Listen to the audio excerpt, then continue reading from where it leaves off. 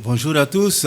Oui, nous avions parlé de certitudes et nous en avons énuméré 5. On va les énumérer. Mais je voudrais poser une question. Est-ce selon vous, ce ne sont que ces 5 certitudes que le chrétien doit avoir? Il doit en avoir plus. Parce que dans ces certitudes, nous n'avons pas dit que Dieu est notre Père, il est le créateur des cieux et de la terre. On ne l'a pas dit. On n'a pas dit que Dieu est amour. Si tu n'as pas la certitude que Dieu est amour, tu auras des difficultés. Parce que lorsque tu seras contre faux, tu ne pourras pas t'approcher de lui parce que tu auras peur. Tu vas te dire, c'est le Père fouettard. Mais aujourd'hui, je voudrais vous inviter à ce qu'on aille un peu plus loin, qu'on aille dans les profondeurs au sujet de ces 5 certitudes-là. Vous savez que la Bible est certitude aussi. Parce que la Bible est la parole de Dieu, et la Bible est la vérité. C'est une certitude que nous devrions avoir. Qu'est-ce que la certitude? C'est important. C'est quoi la certitude? Avoir certitude, c'est avoir une assurance, mais une ferme assurance. Parce que la certitude nous permet de garder notre espérance. Si tu n'as pas la certitude, tu vas abandonner. Si tu as la certitude que voilà les difficultés dans lesquelles je suis, j'ai la certitude que Dieu va m'en sortir victorieux, tu attendras, quel que soit le feu, tu attendras parce que tu sais que cela va se réaliser. Si tu as la certitude, ce que tes yeux physiques voient, qui te disent que ça, ce n'est pas comme ça que ça se passe normalement. Or, toi, tu sais que Dieu dit que ça va se réaliser, tu attendras parce que ça va se réaliser. Et il a fallu cette certitude à Jésus-Christ. C'est parce qu'il avait cette certitude en Dieu le Père qu'il a pu endurer l'épreuve de la croix. De sa naissance jusqu'à être crucifié, il a souffert. Par ses contemporains qui disaient, mais c'est pas possible, tu peux pas dire que tu es Dieu. Comment un Dieu va naître d'une femme? On va énumérer les 5 certitudes. Jésus-Christ est Dieu. C'est une des certitudes. Jésus-Christ est Dieu. Nous sommes les enfants de Dieu. Si tu n'as pas la certitude que tu es enfant de Dieu, ça va être compliqué pour toi. Et puisque nous sommes les enfants de Dieu, nous avons la vie éternelle. Alléluia. Dieu est notre Père, donc nos prières sont exaucées puisque c'est lui qui donne. Est-ce qu'il y a un père ici qui ne donne pas à son enfant? Et nous avons la victoire sur Satan. Voilà nos 5 certitudes. Je vous donne une méthode. Il y a plusieurs méthodes pour pouvoir retenir. Pour retenir, rappelez-vous, il y a 3 personnages. Il y a Jésus, il y a nous les humains et il y a Satan. C'est les 3 qui sont en jeu ici. Et je pense à Jésus, il est Dieu. Et quand je viens à moi, je suis enfant de Dieu. Étant enfant de Dieu, j'ai la vie éternelle et mes prières sont exaucées. Et quand je vais à l'autre, Jésus-Christ l'a vaincu pour moi, j'ai la victoire sur Satan. Et là, on n'oublie plus. Mais il faut qu'on aille plus loin. Connaître, c'est bien. Parce qu'il y a des gens qui ne sont pas chrétiens, des personnes qui ne sont pas chrétiennes, mais qui ont étudié la Bible, vous le savez. Donc, ils connaissent, ces personnes connaissent ces certitudes-là aussi. Mais ça ne les sert à rien. Connaître, c'est bien. Il y a des chrétiens même qui disent que Jésus-Christ n'est pas ressuscité. Donc, ces certitudes ne sont pas pour elles. Ce matin, je voudrais qu'on voit comment vivre les 5 certitudes de Jésus-Christ. Les 5 certitudes que nous avons en Jésus-Christ. Et c'est valable pour toute autre certitude. Nous allons nous baser sur l'épître de Jean, première épître de Jean, chapitre 5, versets 11 à 21.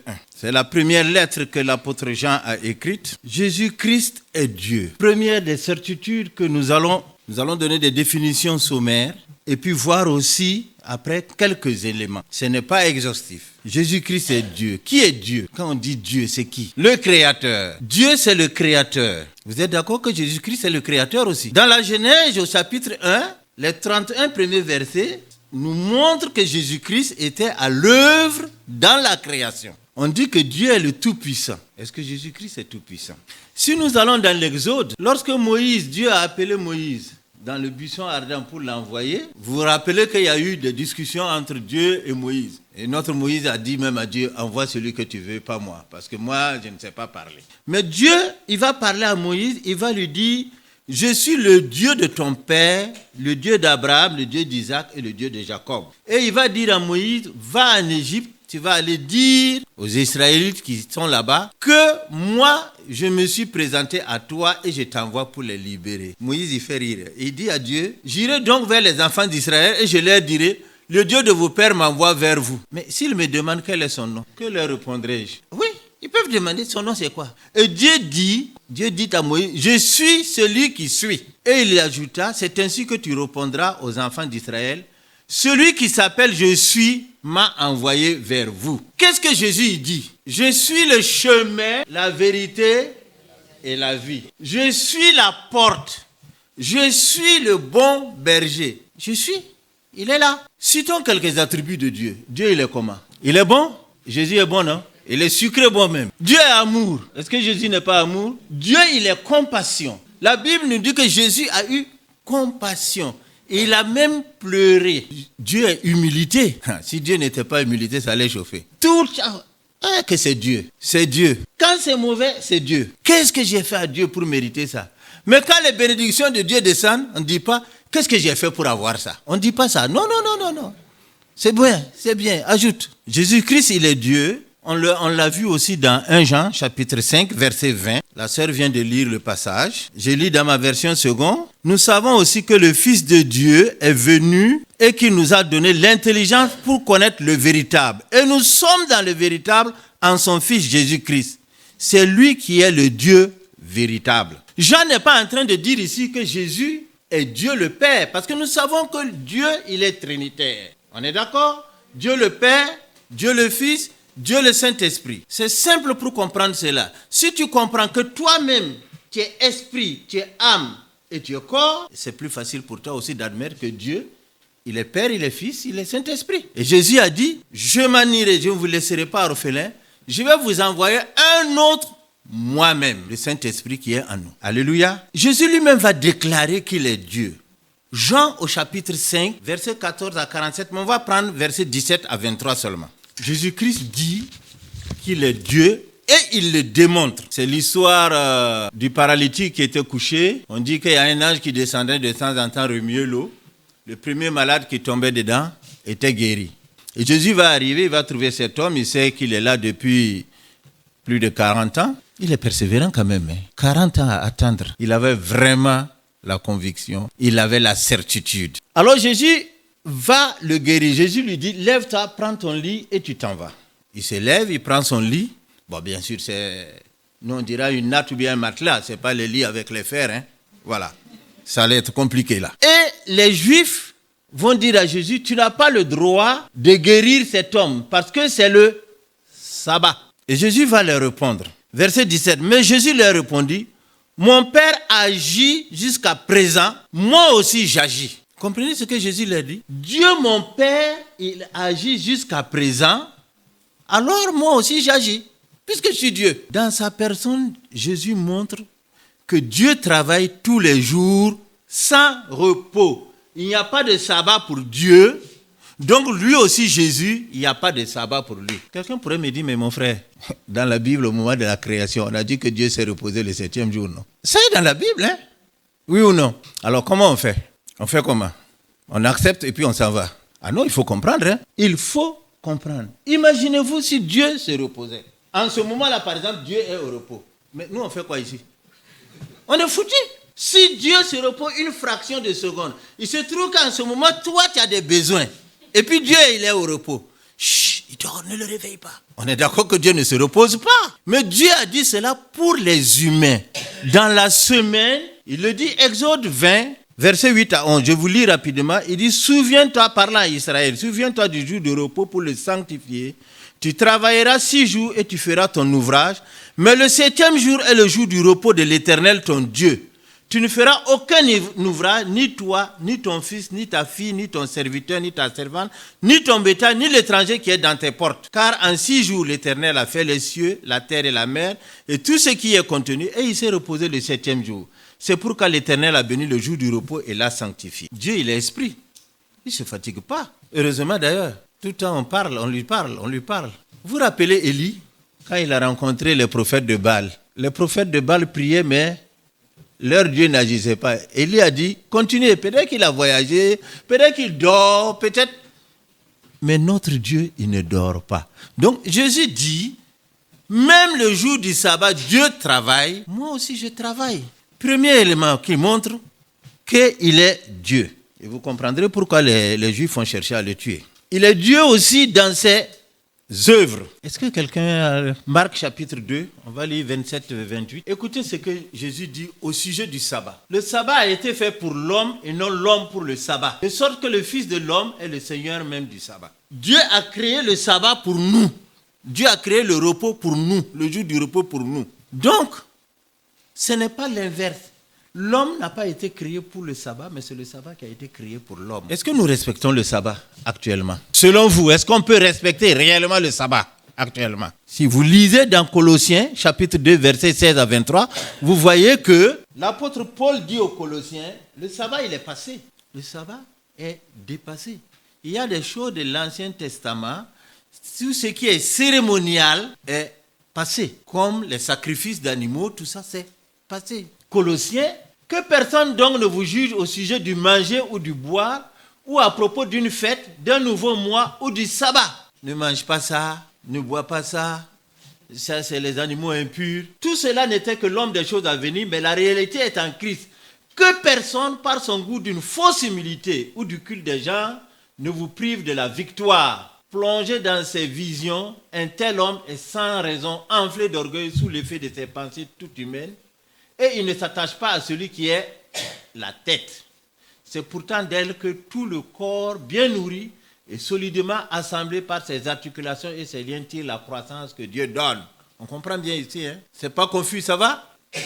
Si vous êtes mort avec Christ, aux principes élémentaires qui régissent le monde, pourquoi, comme si vous viviez dans le monde, vous soumettez-vous à toutes ces règles? Ne prends pas, ne goûte pas, ne touche pas, et ne concerne que des choses destinées à disparaître dès qu'on en fait usage. Il s'agit bien là de commandements et d'enseignements humains. Ils ont en vérité une apparence de sagesse car ils indiquent un culte volontaire de l'humilité et le mépris du corps, mais ils sont sans aucune valeur et ne servent qu'à la satisfaction personnelle. Nous les humains, nous aimons toujours ajouter des choses à ce que Dieu dit. Vous ne remarquez pas ça dans nos églises? Dieu a dit, n'adorez pas les statues. Mais il y a des églises, vous allez à les statues. Oui ou non? Regardons ce que Dieu a dit et faisons ce que Dieu a dit. Si ce que le pasteur dit n'est pas conforme à ce que Dieu a dit, fais ce que Dieu a dit. Je ne dis pas de le lapider, mais fais ce que Dieu a dit. Point. Jésus dit que lui, il est Dieu dans ses œuvres, dans ce qu'il fait. Et il attribue ces œuvres-là à Dieu. Il dit qu'il ne fait rien de lui-même, mais de Dieu. Rappelez-vous, versets 19 et 20 de 1 Jean 5. Il dit que ce que lui fait là, c'est Dieu qui lui montre de faire. Sinon, lui, il ne fait pas de lui-même. Je vais lire dans ma version, on va aller plus vite. Jean chapitre 5, verset 19. Jésus reprit donc la parole et leur dit, en vérité, je vous le dis, le Fils ne peut rien faire de lui-même. Il ne fait que ce qu'il voit faire au Père. Et tout ce que le Père fait, le Fils aussi le fait pareillement. Tout ce que le Père fait, le Fils le fait. Le Fils fait ce que lui voit le Père faire. Donc, il est le même. C'est pour cela que les Juifs voulaient le tuer. Parce qu'il dit que lui, il est Dieu. Les Juifs ont compris ce qu'il veut dire. C'est pour ça qu'ils ont voulu le tuer. Puisque dans leur tradition, si quelqu'un dit qu'il est Dieu, il faut le tuer. Jésus montre qu'il est Dieu aussi dans ses pouvoirs et sa souveraineté. Verset 21. Car comme le Père ressuscite les morts et donne la vie, ainsi le Fils donne la vie à qui il veut. Dieu a ressuscité par Élie, non? Par Élisée. Il y a eu des résurrections. Le fils de la veuve, il y a eu des résurrections qui se sont passées. Mais quand on va dans le Nouveau Testament, on voit que Jésus-Christ a ressuscité aussi. Il a ressuscité Lazare, il a ressuscité le fils d'une veuve, et Pierre a fait des résurrections, Paul aussi, tout ça en Jésus-Christ. Donc, ce que le Père fait, le Fils fait. C'est le même. C'est le même. Il est important que nous le comprenions. Et même aujourd'hui, on voit des résurrections se faire. Mais c'est par Jésus-Christ. Il dit qu'il est Dieu dans ses jugements. Verset 22. Le Père ne juge personne, mais il a remis tout jugement au Fils, afin que tous honorent le Fils comme ils honorent le Père. On voit ici des éléments que Jésus-Christ cite, le concernant, qui montrent qu'il est réellement Dieu. Mais j'insiste, il n'est pas Dieu le Père. Je sais que ça, c'est très difficile. Il est pleinement Dieu. C'est comme toi, tu es pleinement une personne, tu es esprit, tu es âme, tu es corps. Si on enlève un, terminé. C'est la même chose. Dieu le Père, Dieu le Fils, Dieu le Saint-Esprit. Et si vous regardez dans la création, ils sont là. Et si vous regardez lorsque Jean-Baptiste a baptisé Jésus, les trois personnes étaient là. Jésus était là. La Bible dit qu'on a entendu la voix de Dieu et l'Esprit était manifesté comme une colombe. Les trois étaient là. Voyons Philippiens chapitre 2, verset 9 à 11. Je vais le lire rapidement. Philippiens au chapitre 2, je commence même par le verset 8. Ayez en vous les sentiments qui étaient en Jésus-Christ, lequel, existant en forme de Dieu, n'a point regardé comme une proie arrachée d'être égal à Dieu, mais s'est dépouillé lui-même en prenant une forme de serviteur, en devenant semblable aux hommes et ayant paru comme un simple homme. Il s'est humilié lui-même, se rendant obéissant jusqu'à la mort, même jusqu'à la mort de la croix. Vous savez que la mort de la croix était une abomination. Maudit quiconque est pendu au bois. Et Jésus-Christ est pendu au bois. À cause de l'obéissance. Parce qu'il avait la certitude, Dieu a dit il va passer par là, donc il a la certitude que c'est là qu'il va recevoir la gloire et l'honneur. Donc nous comprenons que Jésus-Christ, il est pleinement Dieu. Mais maintenant, comment vivre Jésus? Ce n'est pas le savoir qui est le plus important. Il faut le savoir et il faut le vivre. Comment tu peux montrer que pour toi, Jésus-Christ, il est pleinement Dieu? Si tu vas à la télé, dis Jésus-Christ est Dieu, ça ne sert pas. Hein? Mon gars, va à RFI, tu dis Jésus-Christ est Dieu. Qu'est-ce qu'on fait? Il faut le mettre dans la première place dans ta vie. En toutes circonstances, lui et lui seul, tu le mets en première place. Il faut l'invoquer d'abord. Il ne faut pas chercher par tes propres moyens, tu ne réussis pas, tu vas voir ton voisin, ça ne marche pas, tu vas voir, le président, ça ne marche pas. Ah, Jésus, il est là. Non, c'est lui d'abord. C'est lui d'abord, parce que si tu le consultes lui d'abord, il va te montrer le chemin à suivre. Il va te montrer le chemin à suivre. Un de mes amis avait sa femme en travail. Je crois que c'était le deuxième enfant ou troisième enfant, césarienne. Il y a des gens de la santé ici. Il semble qu'on ne fait pas plus de 2 ou 3 césariennes. Moi, je ne suis pas une femme. Hein? Bon.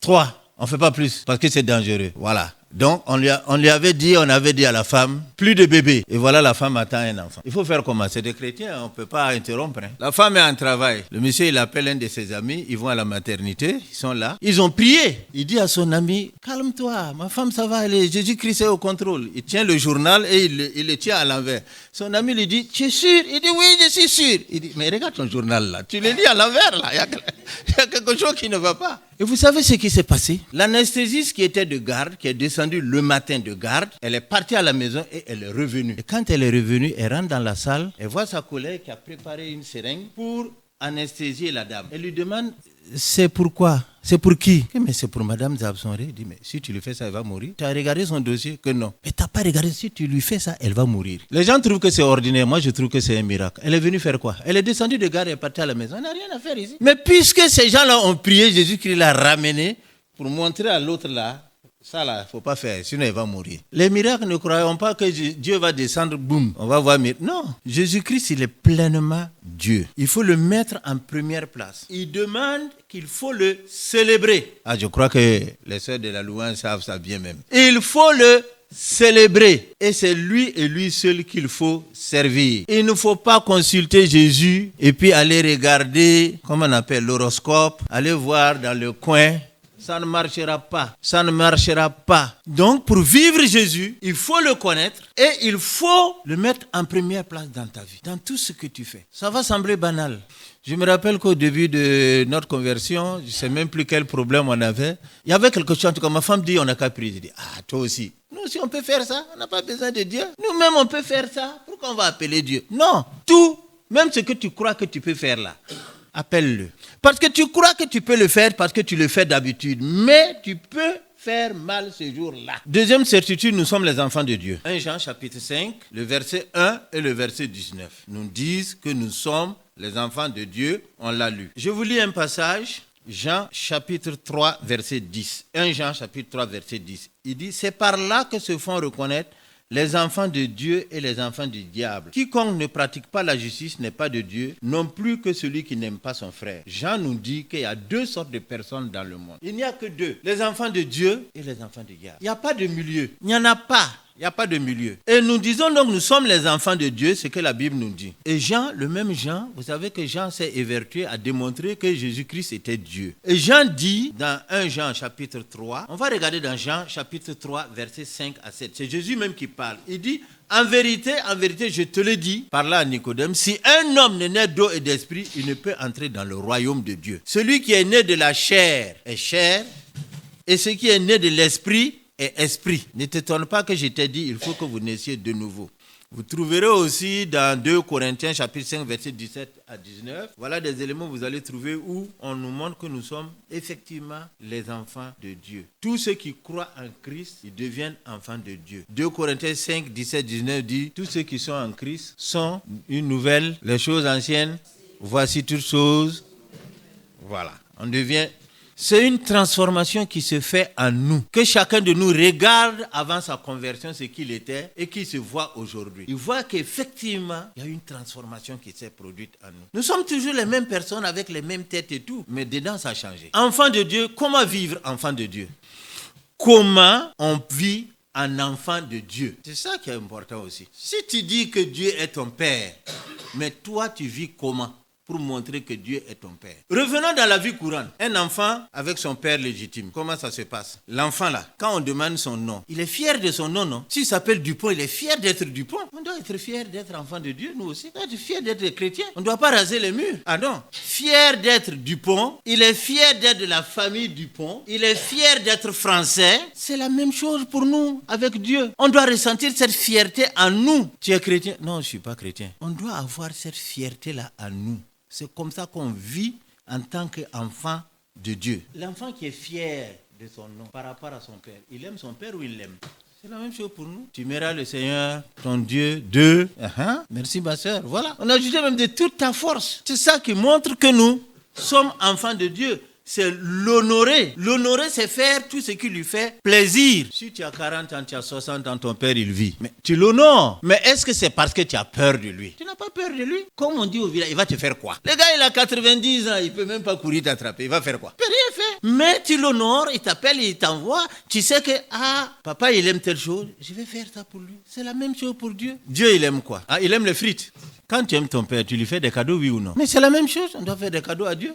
Les offrandes, là, c'est quoi? Vous savez que souvent, les offrandes sont plus élevées que la dîme. L'offrande que tu donnes peut être plus élevée que la dîme. Parce que la dîme, on t'a dit, c'est le 10e, d'accord? Mais l'offrande, c'est ce que Dieu te met à cœur de lui donner. Ton offrande peut dépasser ta dîme. Et on fait les travaux pour notre papa. Tu vas laisser ton père se lever pour faire la peinture. Il est fatigué. Tu ne vas pas faire pour lui. C'est la même chose pour nous. Il faut t'occuper de l'école de dimanche. Les enfants sont partis. L'accueil, c'est on fait le travail de Dieu. La louange, on fait le travail de Dieu. Le ménage, on fait le travail de Dieu. Parce que c'est notre Père, parce qu'on l'aime. On s'occupe de la maison de Dieu, les pierres vivantes et les pierres matériaux. Parce que la maison de Dieu, ce sont les pierres vivantes et les pierres matériaux. On fait l'enseignement, l'évangélisation. C'est pour Dieu. C'est pas pour toi, c'est pour Dieu que tu le fais. Parce que tu aimes Dieu et tu lui poses pas de conditions souvent. Dieu, si tu veux que moi j'aille à l'évangélisation là, il faut que tu me donnes une voiture. Bon, d'accord. On va poursuivre. Nous avons la vie éternelle. Ça c'est intéressant. Nous avons la vie éternelle. Mes sœurs, vous connaissez ce chant qui dit j'ai l'assurance de mon salut. On va chanter le premier couplet. De mon salut par la présence du Seigneur Jésus, son sang m'a lavé, m'a racheté, et l'Esprit Saint m'a régénéré. C'est mon histoire, c'est là mon chant. Louez mon Sauveur le jour durant. C'est mon histoire, c'est là mon chant. Louez mon Sauveur le jour durant. Amen. J'ai 2 filles ici, elles rigolaient. Mes enfants rigolent aussi quand je chante à la voix. Papa, tu chantes faux. Je dis, mais Dieu aime ça. Il aime ma voix. Alléluia. Qu'est-ce que la vie éternelle? On l'avait défini une fois déjà. La vie éternelle, c'est quoi? Qui se souvient? Jean dit ce que c'est que la vie éternelle. Jean chapitre 17, verset 1 à 3. Jean nous dit ce que c'est que la vie éternelle et on comprend que la vie éternelle, ce n'est pas une longueur de vie. Paul est mort, Moïse il est mort, Enoch a été enlevé, ils ont la vie éternelle. Jean chapitre 17, verset 1 à 3 nous dit, parlant de Jésus, après après avoir ainsi parlé, Jésus leva les yeux au ciel et dit, Père, l'heure est venue, glorifie ton Fils afin que ton Fils te glorifie, selon que tu lui as donné pouvoir sur toute chair, afin qu'il accorde la vie éternelle à tous ceux que tu lui as donné. Or, la vie éternelle, c'est qu'ils te connaissent, toi, le seul vrai Dieu et celui que tu as envoyé, Jésus-Christ. On va s'arrêter là. On connaît Jésus, on connaît le Père, on a la vie éternelle. Alors, si tu les connais, si tu connais Dieu et que tu es son fils, tu es sa fille, on a vu comment on comporte, nos vies se comportent. Donc, c'est un mode de vie. La vie éternelle, c'est un comportement qu'on a en nous. On aime Dieu, on honore Dieu, nous nous reconnaissons comme enfants de Dieu et c'est là qu'on a la vie éternelle. Ce n'est pas une histoire de longueur de vie, ce n'est pas une histoire de c'est quand on va mourir. Non, parce que la résurrection, là, ça va concerner tout le monde. Hein. Tous on va ressusciter. C'est ce que la Bible nous dit. Les uns vont aller en enfer, les autres vont aller. Voilà. Mais où est-ce qu'on trouve la vie éternelle? On la trouve où? On la trouve où? Vous avez entendu la lecture, non? Là. Or, voici ce témoignage. Dieu nous a donné la vie éternelle et cette vie est dans son Fils. Celui qui a le Fils a la vie. Celui qui n'a pas le Fils de Dieu n'a pas la vie. Je crois que ça se passe de tout commentaire. Ça se passe de tout commentaire. Et comment vit une personne qui a la vie éternelle? On a défini la vie éternelle, d'accord? Mais comment on vit celui qui a la vie éternelle? Et il va se coucher sur les rails quand le TGV passe là. Il fait comment? La vie éternelle est en qui? En Jésus. Donc si tu as la vie éternelle, tu as Jésus. Et si tu as Jésus, tu vis comment? Jésus a vécu comment? Il a respecté le Père. Il a honoré le Père. Il a fait ce que le Père voulait. Il a obéi au Père entièrement. Toute la vie de celui qui a la vie éternelle montre qu'il connaît vraiment Dieu. Regardez la vie de l'apôtre Paul. Avant que l'Esprit ne le rencontre, regardez qui il était, le persécuteur de l'Église. Et quand il a été rencontré sur le chemin de Damas, vous avez vu que sa vie a totalement changé. Tout ce qu'il faisait honorait le Père. Tout ce qu'il faisait honorait le Père. Et nous honorons le Père en ne volant pas, en ne mentant pas, en ne trichant pas. Voilà. Une sœur chrétienne avait une collègue qui lui voulait du mal. Quand elle fait son travail, cette dame passe par derrière, elle met le bazar. Et elle va dire à l'administration, elle n'a pas fait son boulot. Mais malheureusement pour la femme, elle ne savait pas que cette femme-là est une chrétienne et que son Dieu voit tout. Alors, elle va la calomnier à l'administration, on les convoque. Elle commence à parler, le directeur lui dit, non, taisez-vous, madame, ce que vous dites n'est pas vrai. Voilà. Et là, elles font en larmes et dit, oui, parce que j'ai des difficultés financières, je voulais que vous la licenciez pour embaucher ma fille, voilà, etc., etc. Et qu'est-ce que notre sœur chrétienne fait? Elle rentre à la maison et dit à son mari, on va faire des courses. On va faire des courses. Il y a des courses? Non, on va faire des courses pour une dame. Plein le coffre. Ils s'en vont. Il donne à la dame. La dame dit, c'est quoi? Non, c'est pour toi, Patricia. Elle lui dit, tu es normal, toi? Est-ce que tu es normal? Tu sais que je te veux du mal? Il dit, oui, je sais, mais c'est pour toi, tu n'es pas bien, tu n'es pas normal. Elle dit, non, je suis normal, je le fais parce que je t'aime, parce que j'ai Jésus en moi. Ah, elle dit, elle aussi, elle veut connaître ce Jésus-là. Vous voyez, il y a des moments où on fait une évangélisation, on n'a pas besoin de crier sur les toits. Notre comportement même là, c'est l'évangélisation. Les gens regardent, ah, moi aussi je vais devenir comme ça. Comment ça se passe? Tout le monde est stressé, tout le monde dit que ça ne va pas aller. On dit on va licencier. Toi tu es là, tu es stoïque. C'est quoi? Tu as quoi toi là? Tu ne mesures pas le danger? Oui, tu mesures le danger. Dieu est là, il est au contrôle. Je n'ai pas peur. Si on me licencie d'ici, là, il va me mettre quelque part qui est mieux que ça. Ce n'est pas plus compliqué que ça. Parce que tu t'es appuyé sur lui, parce que tu lui dis, je m'attends à toi. Tu crois qu'il ne sait pas que tu as un mari et des enfants pour nourrir? Il sait. Il sait bien. Il sait que vous ne vous nourrissez pas d'eau et d'air. Ah oui, il y a les pâtes, il y a les pommes de terre, il y a le poulet. Il sait tout ça. Donc, il faut l'argent. Il va trouver pour toi. T'en fais pas. Nos prières sont exaucées. Nous aimons ça. 1 Jean chapitre 5, versets 14 et 15. On le trouve aussi dans 1 Jean chapitre 3, versets 21-23. Et puis, il y a ce qu'on connaît bien, Matthieu 7,7. On connaît tous Matthieu 7,7 par cœur, non? Voilà. Demandez. Voilà. Cherchez et vous trouverez. Frappez et l'on vous ouvrira. Vous remarquerez que Dieu n'a pas dit asseyez-vous et on va vous donner. Il dit de chercher. Il faut travailler. Puisqu'il dit même si tu ne veux pas travailler, ne mange pas. Qu'est-ce que c'est qu'être exaucé? c'est être écouté favorablement par Dieu. Dieu t'écoute favorablement. Il t'écoute et il te donne ce que tu demandes. Mais vous savez, ces passages-là, il faut bien les lire parce que la Bible dit que ce que tu demandes à Dieu, là, si cela lui est agréable, il te l'accorde. Or, pour que cela lui soit agréable, il faut que toi-même tu le connaisses. Il faut que toi-même tu te mettes en retrait et que tu le mettes en avant. Sinon, tu vas lui demander ce qui ne lui est pas agréable. Comme cette histoire virtuelle, il semble qu'il y a un homme, il voit que son voisin prospère. Quand il a quelque chose, quelques jours après, son voisin a mieux que ça. Non. Il dit à Dieu, non. Lui n'est pas d'accord. Moi, je suis chrétien, il n'est pas chrétien. Non. Demande à Dieu de faire quelque chose. Dieu lui dit, je vais le bénir. Chaque fois que tu vas me demander quelque chose, je vais lui demander le double. Il dit à Dieu, alors crève-moi un œil. Vous avez compris? Il dit à Dieu, crève-moi. Puisque Dieu dit, si je te donne à toi un, lui, je lui donnerai deux. Chaque fois que je te donne, je lui donnerai le double. Il dit à Dieu, alors crève-moi un œil. Donc tu vas lui crever les deux yeux. Il va être aveugle. Alors, qui Dieu exauce? Qui est-ce que Dieu exauce toujours? Je ne parle pas de la grâce universelle, de la grâce, tout le monde, parce que le soleil se lève pour tout le monde, il pleut pour tout le monde, etc. Voilà. Il y a des méchants même qui sont bien bénis, on dirait. N'est-ce pas? Je parle des enfants de Dieu, qui Dieu bénit toujours. Jean chapitre 9, verset 31.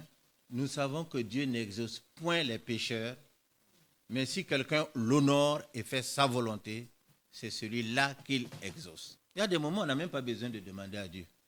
On n'a pas besoin de lui demander. Fais ce qu'il veut seulement. Il va te donner. Alors si tu sais que Dieu t'exauce toujours, comment tu te comportes? Comment tu te comportes? Tu mets la veste, la cravate, voilà, et puis tu vas sur les Champs-Élysées. Moi, Dieu, il me donne toujours. Ou bien, tu fais comment? Si tu as cette certitude que Dieu, il t'exauce toujours, qu'est-ce que tu fais? Si je sais que la sœur, tout ce que je vais lui demander, elle va me donner, elle me donnera toujours. Je fais quoi? Je ne vais pas aller lui demander, je vais lui demander à elle toujours. Ou bien, c'est simple que ça. Je demanderai toujours à Dieu et à Dieu seul. Je ne vais pas demander à quelqu'un, parce que je sais qu'il va me donner. C'est quand tu doutes, que quand tu parles à Dieu, tu doutes que tu vas aller chercher ailleurs. Dieu, il t'exauce toujours, alors c'est à lui seul que tu demanderas toujours. Deuxième élément, tu vas faire toujours ce qui lui est agréable. Je ferai toujours ce qui est agréable à la sœur. Je ne vais pas la fâcher. Voilà. Et tu fais toujours la volonté de Dieu. Jésus-Christ même va le dire. Il dit, je suis descendu du ciel pour faire non ma volonté, mais la volonté de celui qui m'a envoyé. Faire la volonté de Dieu le Père. Parce que tu sais qu'en retour, il t'exauce toujours. Et tu te soumets toujours à lui. Philippiens chapitre 2, verset 8 à 12, l'apôtre Paul, écrivant aux Philippiens, il dit ceci. Ayez en vous les sentiments qui étaient en Jésus-Christ, lequel, existant en forme de Dieu, n'a point regardé comme une proie arrachée d'être égal à Dieu, mais s'est dépouillé lui-même, on l'a déjà lu, prenant une forme de serviteur, en devenant semblable aux hommes et ayant paru comme un simple homme. Il s'est humilié lui-même, se rendant obéissant jusqu'à la mort, même jusqu'à la mort de la croix.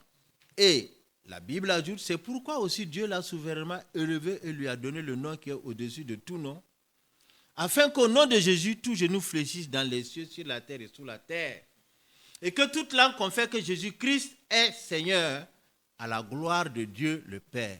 Jésus-Christ est Seigneur, mais c'est à la gloire de Dieu le Père. Voilà comment quelqu'un qui sait que Dieu l'exauce toujours doit se comporter.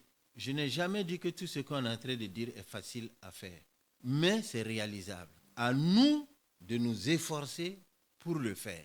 Parce que l'ennemi, il est là. Et c'est la cinquième certitude. Nous avons la victoire sur Satan. On l'a lu dans 1 Jean chapitre 5, verset 18. On va lire dans Apocalypse chapitre 12. Apocalypse 12, à partir du 9, verset 9. Et il fut précipité, le grand dragon, le serpent ancien appelé le diable et Satan, celui qui séduit toute la terre. Il fut précipité sur la terre et ses gens furent précipités avec lui. Et j'entendis dans le ciel une voix forte qui disait, maintenant le salut est arrivé et la puissance et le règne de notre Dieu et l'autorité de son Christ. Car il a été précipité, l'accusateur de nos frères, celui qui les accusait devant notre Dieu jour et nuit. Ils l'ont vaincu à cause du sang de l'agneau et à cause de la parole de leur témoignage, et ils n'ont pas aimé leur vie jusqu'à craindre la mort. Ils l'ont vaincu à cause du sang de l'agneau, mais aussi à cause de la parole de leur témoignage. Le témoignage qu'on donne là, c'est très important. Les miracles que Dieu fait dans nos vies et on les témoigne, c'est très important. Ça permet que Satan soit vaincu. Et nous ne le craignons plus, parce que nous savons que Jésus-Christ combat pour nous. Parce que nous-mêmes, de nous-mêmes, nous ne pouvons pas tenir devant lui. Il y a quelqu'un qui m'a dit un jour, mais si Dieu est bon, pourquoi il a créé Satan? Pourquoi il a créé le diable? Est-ce que quelqu'un peut me donner la réponse? Oui. Il était? Voilà. Dieu n'a pas créé Satan, c'était un ange. Comme on dit, il a tourné, comme on dit, le verre a tourné. Il a mal tourné. Voilà. Dieu ne l'a pas créé Satan, c'est lui. C'est lui qui a désobéi, qui a voulu être comme Dieu. Dieu n'a pas créé Satan. Maintenant qu'il voit qu'il est perdu, le gars, il ne veut pas aller seul. C'est naturel, c'est comme dans la vie. Hein, on a tous été petits. Ceux qui ont roulé dans le sable comme moi. Quand un grand te menace, comme on dit, tu ne le moyens pas, tu ne peux pas. Tu cherches son petit frère. Comme Satan sait qu'il ne peut rien contre Dieu, là, il nous cherche, nous. Mais nous, on dit au nom de Jésus, Jésus est là, tu ne peux pas. Comment on peut le vaincre, Satan? Comment on peut vaincre Satan? Par la prière. Il faut simplement se conformer à ce que la Bible dit et Satan, il est vaincu. Ce n'est pas plus difficile que ça. Mais pour te conformer à ce que la Bible dit, il faut connaître. Voilà le problème. Pour connaître, il faut lire et méditer. Si toi, tu attends que les dimanches, les pasteurs, les gens viennent ici prêcher, tu écoutes ça seulement, tu t'en vas. Mon gars, quand Satan va arriver, ta maison va tomber. Il faut que toi-même, tu ailles chercher. Il faut que toi-même, tu lis, tu médites. Rappelez-vous, lorsque Satan a attaqué Jésus après son baptême, qui a gagné? Jésus a gagné. Comment il a gagné? Qu'est-ce qu'il a dit? Il est écrit. Mais comment tu peux lui dire qu'il est écrit si toi, tu ne sais pas qu'il est écrit? Voilà le problème. Si tu sais qu'il est écrit, et si vous regardez ce que Satan dit, ça y est dans la Bible. Mais il tourne ça un peu. Il a dit quoi à Ève? Est-ce que Dieu a réellement dit de ne pas manger le fruit de l'arbre? C'est ce qu'il a dit. Oh, Dieu avait dit. Dieu a dit à Adam, le jour où tu mangeras, tes yeux vont s'ouvrir. C'est la même chose que Satan a dit à Ève. Mais il a tourné. Et la Bible nous dit qu'elle a vu que le fruit était bon à manger. Pourtant, c'était là tous les jours, vous voyez. Il ne va jamais venir vous flatter avec quelque chose d'horrible. S'il se présente lèse, il est là. Il sait qu'il n'aura personne. Voilà, il va prendre la parole, il va la tourner un peu dedans pour vous gagner. Et notre victoire sur Satan se fait bataille après bataille. Pour le moment, c'est bataille après bataille qu'on gagne. Ne croyons pas qu'on gagnera contre Satan une bonne fois pour toutes avant l'avènement de Christ. Non. La Bible nous dit, lorsque Jésus a été tenté et que Satan n'a pas réussi, on dit qu'il s'est retiré attendant un moment favorable. Et quand on regarde, durant toute la vie de Jésus, Satan était là à l'attaquer. Mais toi, tu es qui? Et tu veux que tu dis une fois c'est fini. Il ne doit plus venir. Ce n'est pas possible. Il va venir. Mais il faut que tu balises ta maison. Voilà. Pour qu'il ne puisse plus attaquer. Et c'est à l'avènement. Jésus-Christ l'a déjà vaincu. Comme disait un homme. Il dit que son adversaire là c'est un serpent. Parce que tout le monde dit que l'homme là c'est un serpent. Il dit c'est un serpent. Mais n'ayez plus peur de lui parce que je lui ai coupé la queue. La tête. J'ai coupé sa tête. Le reste là vous pouvez prendre faire ceinture. Satan il est vaincu. Mais il va continuer à venir. Il va continuer à nous dire des choses dans l'oreille. Reste à la maison. Ah, ne va pas à l'église aujourd'hui, toi aussi. Une fois en passant, tu ne pars pas, ça fait quoi? Il faut partir. Tu ne vas pas venir ce jour-là, c'est ce jour, grande bénédiction va venir. Parce que lui, il sait ça, et comme il ne veut pas que tu gagnes, il va te mettre des choses dans la tête. On va conclure. Connaître les certitudes, les 5 certitudes en Jésus-Christ, c'est la même chose que toutes les autres certitudes. C'est bien, mais il faut les vivre, c'est ça qui est mieux. Il faut les connaître et il faut les vivre. Et nous voyons que nous pouvons les vivre. Ce n'est pas quelque chose qui est hors de notre portée. Nous pouvons les vivre. Et c'est en Jésus que nous avons la vie. Ma chérie m'a dit un jour, parlant d'une de ses patronnes, mais que tu vois cette dame-là, il lui manque Christ seulement, sinon, vraiment. J'ai dit, mais c'est l'essentiel qui lui manque. Oui, c'est l'essentiel qui lui manque. Elle est gentille, elle est serviable, elle est quoi? Mais il lui manque Christ, il lui manque l'essentiel. Pour notre vie, nous devons connaître les certitudes à avoir. Ça nous aide à rester dans notre espérance. Sinon, la moindre secousse va nous faire lâcher. Or, Jésus nous a dit, vous connaîtrez des tribulations. Pour nous dire que vous aurez des difficultés. Et quand vous regardez la vie de tous les apôtres, il n'y a pas un seul qui n'a pas eu de difficulté. Il n'y en a pas un seul. Tous, à cause de Jésus, ont souffert. Mais ils sont restés dans leur espérance parce qu'ils avaient cette certitude-là qu'ils sont en Christ. Et ça, c'est très, très important. Que toute la gloire soit à notre Dieu et à lui seul dans le nom du Seigneur Jésus. On va prier. Seigneur, nous voulons te rendre grâce parce que tu es notre Père et tu es le bon Père. Tu es le Dieu d'amour, le Dieu de magnificence. Et nous voulons nous laisser entre tes mains. Parce que nous savons que c'est entre tes mains que nous pouvons vivre ces certitudes-là. C'est entre tes mains, Seigneur, mon Dieu, mon roi, que malgré l'adversité, nous pouvons rester dans la certitude parce que nous savons que tu es le Dieu vivant et que c'est toi le créateur des cieux et de la terre et que ce que tu dis, tu le réalises. Or, tu as promis de bonnes choses pour nous. Celles que nous avons déjà vécues ou que nous n'avons pas encore vécues, mais nous attendons parce que nous savons que tu es celui-là qui est au-dessus de tout et personne ni aucun esprit ne peut t'égaler. Seigneur, nous te demandons qu'au sortir de ces lieux, non seulement nous n'oublions pas ce que tu nous as enseigné aujourd'hui, mais que nous soyons des vecteurs pour que d'autres aussi l'apprennent. Parce que tu es le même hier, aujourd'hui et éternellement. C'est toi qui as créé le monde. Et quand on dit que tu es bon, cela est faible parce que tu es plus que bon. Amour, tu es plus qu'amour, Seigneur, mon Dieu, mon roi. Tu es le Tout-Puissant, tu es l'alpha et l'oméga. Je remets chacun de nous entre tes mains, Seigneur. Et je demande que tu nous donnes d'aller dans un nouveau départ avec toi. Parce que tu es le Dieu de renouvellement.